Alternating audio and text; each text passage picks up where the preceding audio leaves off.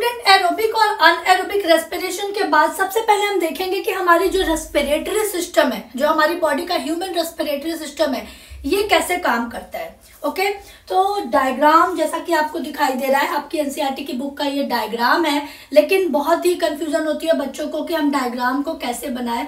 तो डायग्राम कोई बहुत बहुत टफ नहीं है, मैं आपको इजी फॉर्म में बताती जा रही हूँ।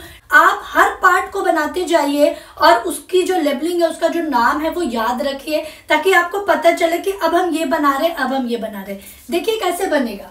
ह्यूमन रेस्पिरेटरी सिस्टम हम बनाने जा रहे हैं। सबसे पहले भाई हम सांस लेते हैं, नाक है हमारे पास, 2 नॉस्ट्रिल है, नॉस्ट्रिल से एयर अंदर जाती है। आपको पता है ना नोज के अंदर में क्या क्या होता है भाई, हमारी जो नॉस्ट्रिल होती है, ठीक है, नॉस्ट्रिल होती है मेरे बच्चों, हमारी जो नाक होती है प्यारी सी, इसमें 2 छोटे छोटे ऐसे होल्स होते हैं, ठीक है, ये नाक है, इससे हम ऑक्सीजन को अंदर ले रहे हैं, ठीक है। तो इस नाक के अंदर में मेरे बच्चों हेयर्स होते हैं, छोटे छोटे हेयर्स होते हैं, ठीक है। चलिए भाई नाक अच्छे से बना लेते हैं। ये मान लीजिए ये नाक है, ये हमारे 2 नॉस्ट्रिल है और ये हमारी नाक है, थोड़ी टेढ़ी बन गई, चलो भाई अच्छी बना लो, कहेंगे मैडम नाक टेढ़ी बना रही है। लेट मी सपोज कि ये नाक है और यहां से हमने ऑक्सीजन को अंदर लिया, O2 ले लिया, ठीक है, O2 अंदर गई। यहाँ पर छोटे छोटे से हेयर्स होते हैं और कुछ म्यूकस भी होता है, ठीक है। म्यूकस कुछ लिक्विड, मतलब कि आप कह सकते हैं जेली लाइक सब्सटेंस होता है, और हेयर्स होते हैं। क्या होता है मेरे बच्चों की जो एयर होती है वो प्रॉपरली प्योर नहीं होती है, कंटामिनेटेड होती है। तो वो कंटामिनेटेड एयर हम अगर डायरेक्ट ले लेंगे तो वो हमारे लंग्स में भी चली जाएगी और फिर लंग्स में कैंसर्स का फॉर्मेशन हो सकता है, ठीक है। यही कंटामिनेशन एयर जो होती है हमारे लंग्स में चली जाती है। तभी तो बोलते हैं कि जो लोग बहुत ज़्यादा स्मोकिंग करते हैं, बहुत ज़्यादा सिगरेट वगैरह पीते हैं, तो क्या होता है कि वो जो धुआं होता है वो इस म्यूकस को पूरी तरह से सुखा देता है, और जो छोटे छोटे हेयर्स होते हैं, सीलिया लाइक स्ट्रक्चर, उनको भी पूरी तरह से रप्चर कर देता है। तो इनका जो मेन फंक्शन है मेरे बच्चों वो हो नहीं पाता, और फिर वो कंटामिनेटेड एयर हमारे लंग्स में जाती है और फिर लंग्स में कैंसर का फॉर्मेशन होता है। ओके, इसी तरह से जो लोग बहुत ज्यादा स्मोकिंग करते हैं उन्हें कैंसर की प्रॉब्लम क्यों होती है, क्योंकि ये जो म्यूकस है आपका, ये जो म्यूकस है और ये जो आपके हेयर है, हेयर लाइक स्ट्रक्चर, जिनको हम सीलिया भी बोलते हैं, ये पूरी तरह से रप्चर हो जाता है, ठीक है। तो भाई ये जो हमारी नाक है ये काफी इंपॉर्टेंट होती है, और ये जो म्यूकस है और ये जो हेयर लाइक स्ट्रक्चर है वो कंटामिनेटेड एयर को प्योर करने में हेल्प करते हैं। क्या करते हैं, जो हमारी ऑक्सीजन है उसको प्यूरिफाई कर देते हैं। क्या कर देते हैं, प्यूरिफाई, पूरी तरह से उसके अंदर की इम्प्योरिटीज को हटा देते हैं और प्योर एयर हम अंदर लेते हैं। ओके, तो ये तो हमारी प्यारी सी नाक का फंक्शन था, बहुत ज्यादा काम कर दिया इस नाक ने, ठीक है। अच्छा भाई, नाक के बाद में अब हमारी जो एयर है वो जाएगी कहाँ। लेट बी सपोज कि ये हमारी नॉस्ट्रिल है, यहाँ से हमारी नॉस्ट्रिल है, और ये है हमारी मेरे बच्चों विंड पाइप। क्या है, विंड पाइप। फूड पाइप जैसे आपने देखी थी ना, इसोफेगस, बिल्कुल उसी तरह से विंड पाइप होती है, ठीक है। इसको हम ट्रैकिया भी बोलते हैं क्योंकि इसमें कुछ रिंग लाइक स्ट्रक्चर ऐसे होते हैं, ये रिंग लाइक स्ट्रक्चर पूरी बॉडी इसमें होते हैं, जिसको हम कार्टिलेजिनस रिंग भी बोलते हैं, ठीक है। क्या बोलते हैं, कार्टिलेजिनस रिंग, ठीक है। ये कार्टिलेजिनस रिंग जिसको हम ट्रैकिया भी बोलते हैं, ठीक है, ये ट्रैकिया होती है। और ये हमारी क्या है, नेजल कैविटी, ये हमारी नेजल कैविटी, और नोज भी लिख सकते हैं। नेजल कैविटी से ऑक्सीजन अंदर गई हमारी फूड पाइप के अंदर, sorry not food pipe, it's a wind pipe, इसे हम विंड पाइप भी बोलते हैं। क्या बोलते हैं, विंड पाइप। हमारी विंड पाइप के अंदर ये चली गई।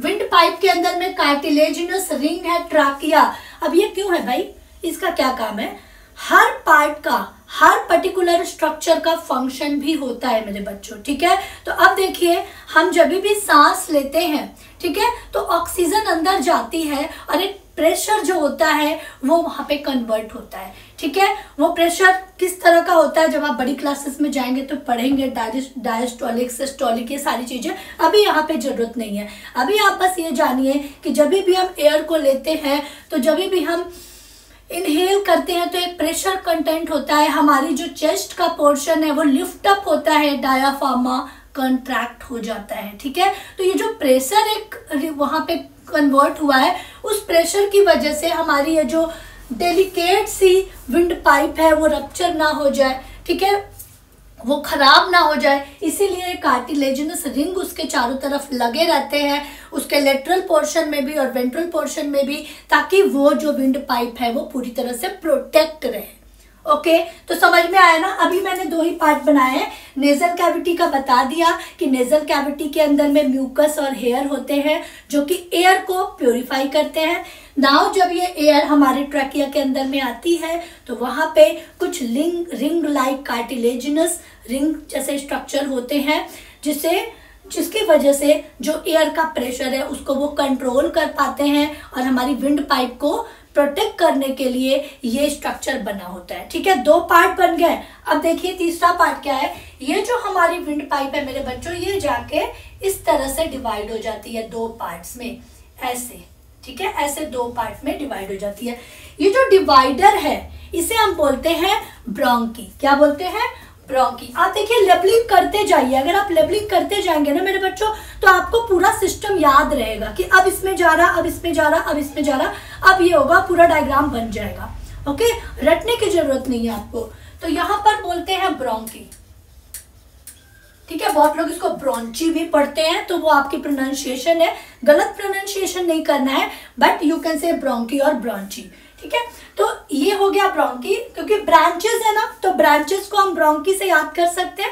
ठीक है, ब्रांच हो गई ब्रोंकी, ये दोनों तरफ जा रही है और इन ब्रोंकी से ही हमारी जो लंग्स होती है वो जुड़ी रहती है। अभी लंग्स नहीं बना रहे हम, अभी ये ब्रोंकी है, ये फर्दर डिवाइडेड होते हैं ब्रांचेस में। ठीक है, जैसे प्लांट्स होता है ना, तो प्लांट्स के मान लीजिए लेट मी सपोज कि ये प्लांट है, तो ये प्लांट के इस तरह से ब्रांचेस निकल आती हैं। बिल्कुल उसी तरह से ये जो ब्रोंकी है ये भी फर्दर ब्रांचेस में डिवाइड हो जाती है। ठीक है, ये भी फर्दर ब्रांचेस में डिवाइड हो जाती है इस तरह से। आप यहां पर भी डिवाइड कर लीजिए। ठीक है, ये इस तरह से ब्रोंकी में, इसको भी मैं भी इरेज कर रही हूं, ये इस तरह से डिवाइड हो जाती है। ठीक है, और इसको अब हम लिख लेते हैं bronchi. Now these are the bronchioles. क्या होते हैं ये? ब्रोंक्यूल्स। और ये जो पूरा प्रोसेस होता है माय डियर, यहाँ पर ये हमारी हो गई लंग्स। ये देखिए, अब मेरे को ये पूरा ही मिटाना पड़ेगा, कोई बात नहीं, चलिए मैं इसको लिख देती हूँ फिर से। इसको पहले लंग्स का स्ट्रक्चर बना देती हूँ, यहाँ से ये देखिए, ये हो गया हमारा लंग्स। ये वाला थोड़ा मोटा बन गया भाई, इसको थोड़ा अच्छा बना दो। पेन कुछ ज्यादा ही फैल रहा है, पेन को ज्यादा मजा आ रहा है पढ़ने में, रेस्पिरेटरी सिस्टम।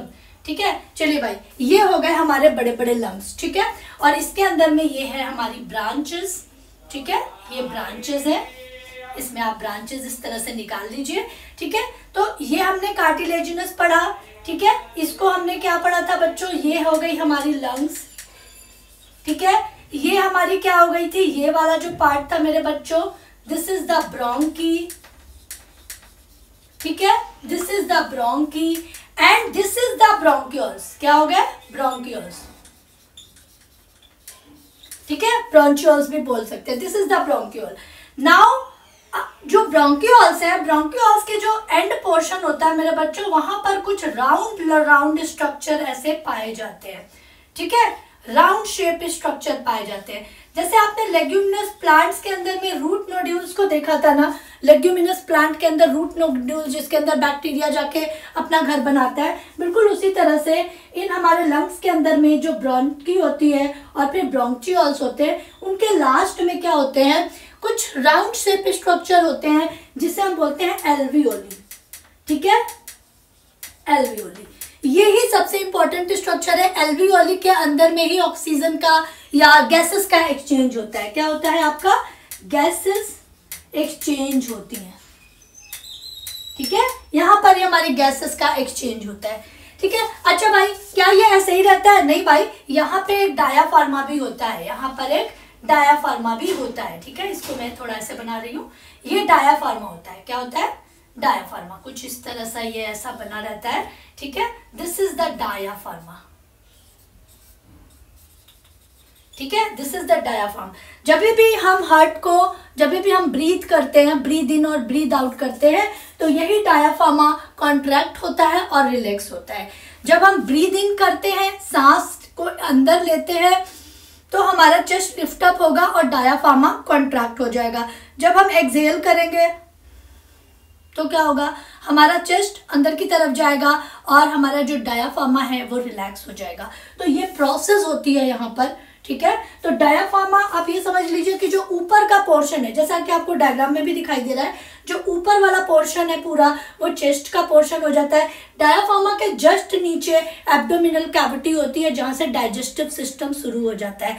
सो यहाँ पर देखिए डायग्राम भी आपको बता रहा है कि हमारा जो डाइजेस्टिव सिस्टम है और रेस्पिरेटरी सिस्टम है वो कनेक्टेड है एक दूसरे से, है ना। पहले फूड डाइजेस्ट हुआ, अब वो रेस्पिरेशन कर रहा है, एनर्जी का फॉर्मेशन कर रहा है, ठीक है। तो देखिए हमारी बॉडी बहुत ही साइंस है भाई, we are the moving science, you can say कि हमारी body the human being is the चलता फिरता साइंस, है ना। तो यहाँ पर कितना अच्छा स्ट्रक्चर है। अच्छा भाई, ये जो हमारा पूरा स्ट्रक्चर होता है मेरे डियर स्टूडेंट, जैसा कि डायग्राम में आप देख रहे हैं कि ये काफी डेलिकेट स्ट्रक्चर है लंग्स का, तो इसको भी प्रोटेक्ट करने के लिए चारों तरफ से रिब केज जो होते हैं, पसलियां जो होती हैं वो बनी रहती हैं। जैसा कि आप देख रहे हैं कि पसलियां जो होती हैं चारों तरफ से हमारे इस पूरे स्ट्रक्चर को प्रोटेक्ट करके रखती हैं, ओके। बीच में कुछ मसल्स भी इसमें पाए जाते हैं। तो this is the proper structure of your respiratory system. बनाने के लिए अगर आता है तो आपको इसी तरह से बनाना है, कोई बहुत टफ डायग्राम नहीं है, बहुत आसानी से आप इसको फॉर्म कर सकते हैं। जरूरी नहीं है कि एनसीईआरटी में जो डायग्राम दिया है बिल्कुल आप उसी तरह से बनाएं, आप इजी वे में बना सकते हैं। लेबलिंग आपको बहुत अच्छे से करनी है, प्रॉपरली करनी है, सारे पार्ट्स के नाम बहुत ही अच्छे से क्लियरली आपको शो करने हैं, ओके, ठीक है। नाउ वी आर, अब हम देखेंगे कि आफ्टर दिस रेस्पिरेटरी सिस्टम जो हमारा ऑक्सीडाइज फूड है वो कैसे ग्लूकोज में कन्वर्ट होने के बाद में फर्दर कन्वर्ट होता है, और एरोबिक और एनएरोबिक रेस्पिरेशन की प्रोसेस को फॉलो करते हुए जो 3 फेट्स है हमारे ग्लूकोज के वो पढ़ेंगे, ओके।